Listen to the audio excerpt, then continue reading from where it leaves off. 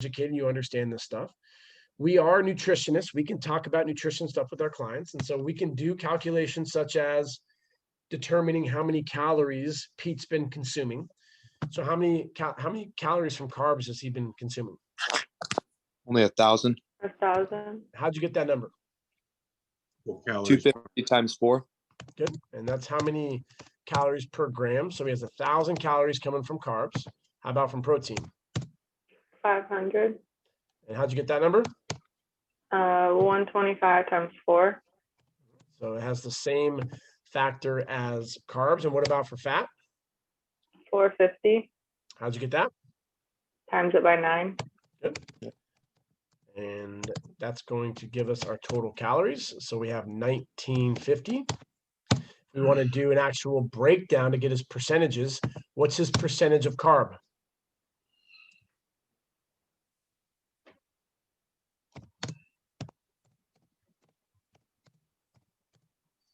%52. How'd you get that number? I took 1,000 and divided by 1950. Good. And how about for the other two? 26%. Last one. 23%.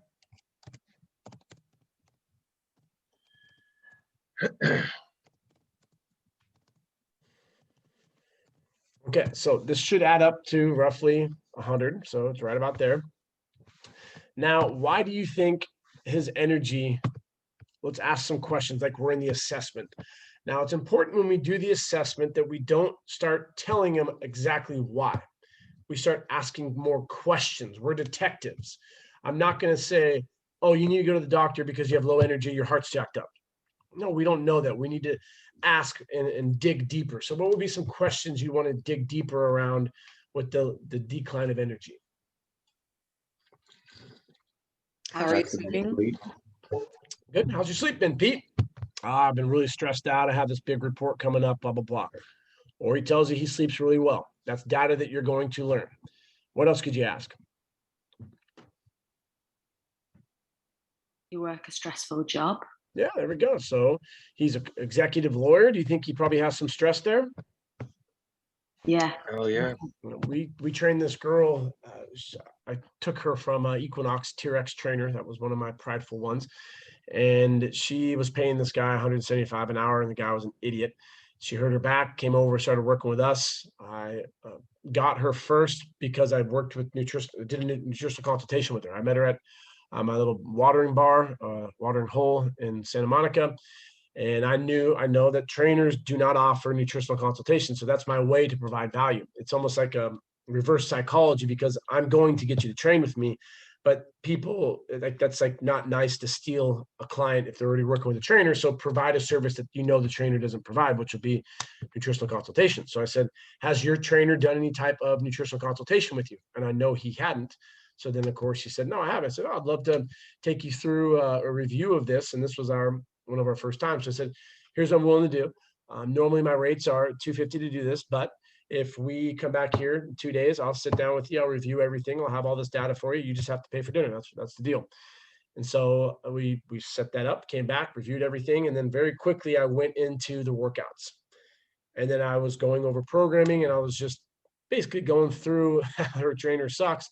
And then I got her in for a workout. And then she's been training with Jimmy now. She trains 5 times a week. And she's getting in a significantly better shape than when she was. But as an executive lawyer, it's very common for her to go 2 to 3 days without sleep. And I'm just like, Katie, I don't know how you do that. Like if I get 5 hours, I'm like, I gotta call in sick today. I can't function. So she'll go 3 days regular, at least once a month. She'll go 1 day without sleep. Every quarter, she'll have a couple of days. She'll do 2 or 3 days without sleep. So she'll just be powering back caffeine and energy drinks. That's insane. It's just a really unhealthy lifestyle. And so, she has a lot of stress as well. She just got engaged. Her dog just lost his leg. A lot of stuff going on there, but we can add a ton of value with the nutrition. So we go through, we break the stuff up. And for him specifically, do you have any concern about his energy levels, or do you think you could probably guess where it's coming from? I think we can guess it's coming from work. Yeah, I think that we could probably guess it's from work. We could probably also take a stab at 30 to 40 miles a week per running. So let's just, someone tell me how many days you think he's running. Probably 5, Five. 6. Okay, so we're doing 5. We're taking that, let's say low end is going to be 6 miles per day. High end, if he's doing 8, would be 8 miles. Which is insane. Insane, but I mean, that's It's not that bad. I do 8 miles a day. Yeah, right, Mark. But Mark does it in his sleep. I drive 8 miles a day. That's what Yeah. I'm- Yeah, I see what you're saying, Logan. It's not. I mean, that's like I would say that's insane. Like that. That's just way. I I think. mean, I run a lot. I love running. I couldn't imagine running 5, 6, 7 days a week at 6 to 8 miles per day and keeping that consistent and consecutive. So, how many calories? Both my brothers run higher volume than that. I think my brother, he does about 70 miles a week. But yeah, for most people it is very high. But yeah, Wow, that's crazy. yeah. How about They're 100 an calories ultra per running mile? family. But yeah. Yeah. So let's say he's burning between 500 to as high as 1,000 calories. And how long will this take? I mean, if he's a stud, he's running it in the 6-minute miles, which he could be. So low end of say 36 minutes, which probably not. But if he's running a 10-minute mile, which maybe he's gonna have a lower pace, he's looking at between 60 to maybe even as high as 80 minutes. So what happens during this prolonged exercise is you will be producing a lot more cortisol. Cortisol is going to break down your glycogen, but after about 60 minutes, it's going to start breaking down your muscle. And so this amount of fuel that he's consuming, if he's 190 pounds, his BMR, let's go here, 190 pounds, his BMR is roughly 1900. And that would be on days he's not exercising. And so if he's doing, that's a good amount of work. If he's doing an hour, I would give that at least a multiplier of probably 1.375 minimum. So what would that be right there if you take 1900 times 1.375?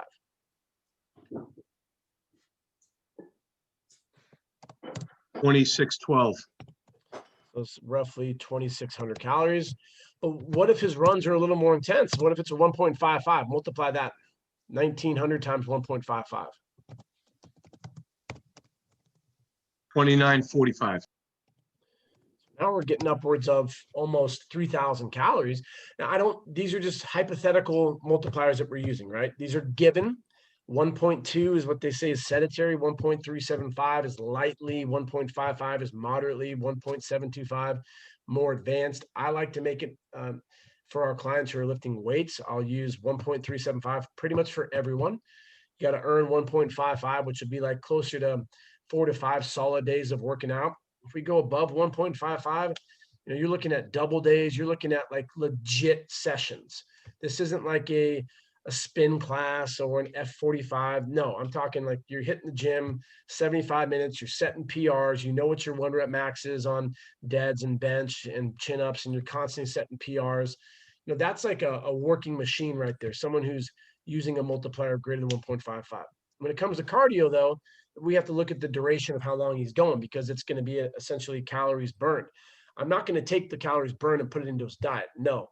But if he's reporting of, energy decline, it could be a combination of everything. I'm not going to say it's because of his run.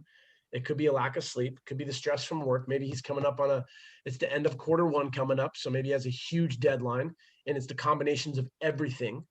So there's just a lot of things that are going into this. Maybe he's drinking more, maybe he's smoking more, lots of stuff, right? But I would assume that the reason his energy is low is because of a lack of fuel for the run. So I think that his carbs and I would say that we could probably up your carbs. And that's one of the first things that I'll go to, because it's a simple fix. So Pete, here's what I want you to do. I just trained him at 8 o'clock, 8 to 9. I want you to get an extra 50 to 100 grams of carbs today. And this is what it's going to look like.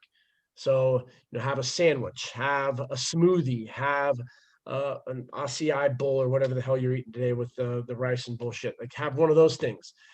Get some oatmeal. So try to give him something that would work for him.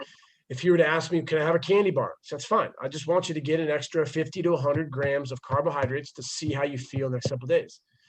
Now, tomorrow and the next day, if he tells me that he has more energy, which they will tell you right away. One of the guys that I work with for the No Days Off Challenge, he sent me a funny meme because he had low energy, and we were talking about doing like a diet break. And I said, hey, how about we just up your carbs? And that day he had a sandwich, and he sent me a meme of the Undertaker in WWE coming up, and he was like, oh, coming out of the death. He's like, I feel like I'm a new man. I'm like, yeah, it's like, we don't really need to go on a diet break. I bet you just that your carbs are a little low. So let's just up those for maybe 3-4 days, kind of reset everything, and then get back after it.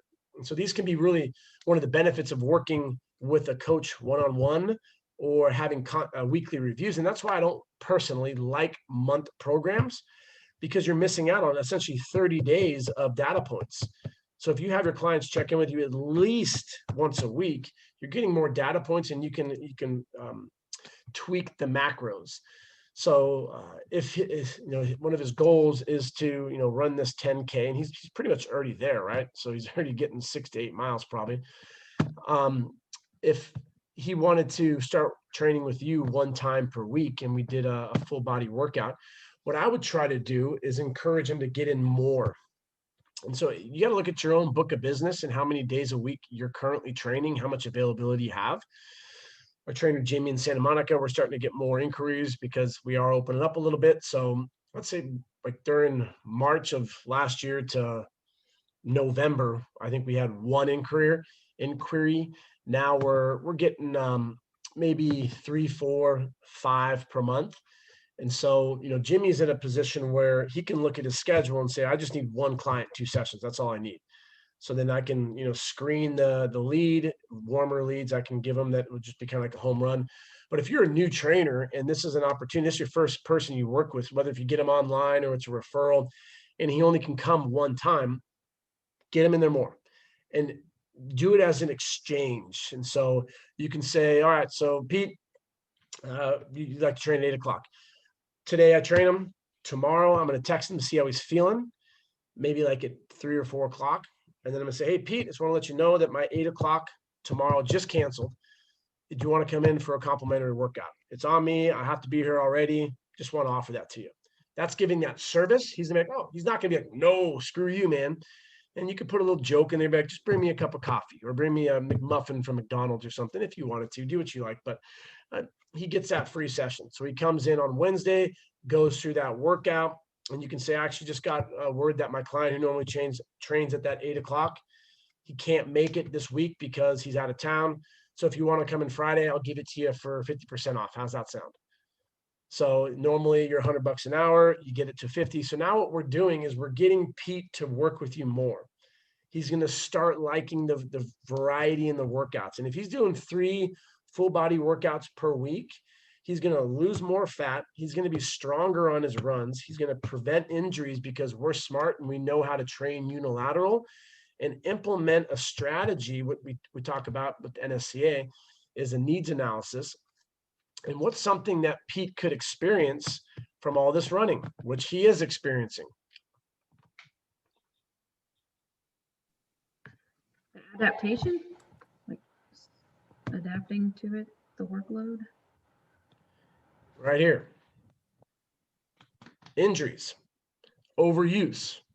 So it's like if you wear the same shirt every day, it's more likely to get some type of, wear and tear into it. Same with driving a lot. And so what he's experiencing, the medial aspect of the shin is what they'll call shin splints. Technically, it's anterior tibialis syndrome is what they're referring to. Medial tibial stress syndrome is what they call it. And this can be from the overuse, lack of strengthening, because we're not putting overload on the tissue. We're just doing repetition. So that's why like a checker at a store is likely to get carpal tunnel because of all that repetition. So we want to strengthen the tissue.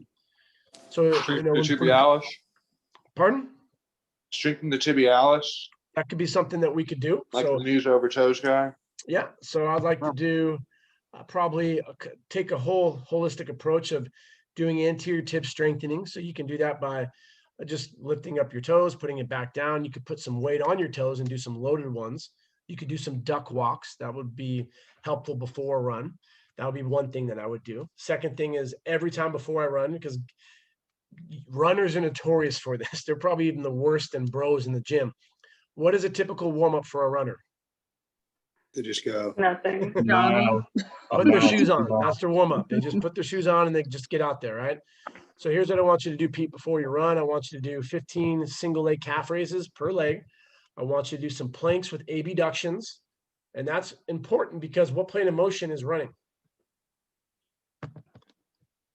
Sagittal. Sagittal, we don't get in the frontal plane much. So I'd love to do some abductions to get the glute med firing, which can help with knee health. I'd like to do some single leg glute bridges, which will be really good for hip health, but also knee health. And then I'd like to do some of those calf raises. I'd like to do a plank. And then like I said, abductions, a side plank. If you have some ability to do some like floor drags, or if you have like a slide, if you have a wood floor, you can get some paper plates and do some side lunges, to get the frontal plane and the adductors going. Essentially, I want to strengthen the lateral portion of the hip, the medial portion of the hip, which would be the adductors, posterior portion, which would be your glutes and hamstrings are really important. And then do some flexion stuff, because runners are typically guilty of not resistance training or doing specific things to prevent injuries. So now on that Wednesday workout, you let Pete know that on Friday your client's not going to be here. Bring him in. He comes in. Say, Pete, what's going on tomorrow on Saturday? I do this class for all my regular clients. I'll be willing to offer it to you for $15. Tomorrow we're going to be going over a regular boot camp class, but we're going to do a lot of like running stuff because I have a couple people in class also who are runners. And so now we go from one time, and now he's training with you 4 times. And then next Monday he comes in, and then you kind of pull back a little bit. He's going to get used to it. So then you don't offer Wednesday, and see if he wants to, if he takes that bait, if he's going to reach out and make, I want to go again because I'm missing it. And so the whole purpose would be 1 time a week is better than nothing, but start trying to get him in there for a couple weeks, 1 week, if 2 weeks, I'd say at the max, but try to get him involved to buy into the system. And then that's where you can revisit and say, right now, Pete, you've been doing 1 time, scheduled 1 time. Let's bump that up to 2. We can do a full body on each day. We can start doing a lot more preventative stuff. I definitely want to foam roll his calf as well, because that can help with the pain. Do you guys know why the pain goes away after the first 1 to 2 miles of running? Other things start hurting. Okay, so that could be why. That's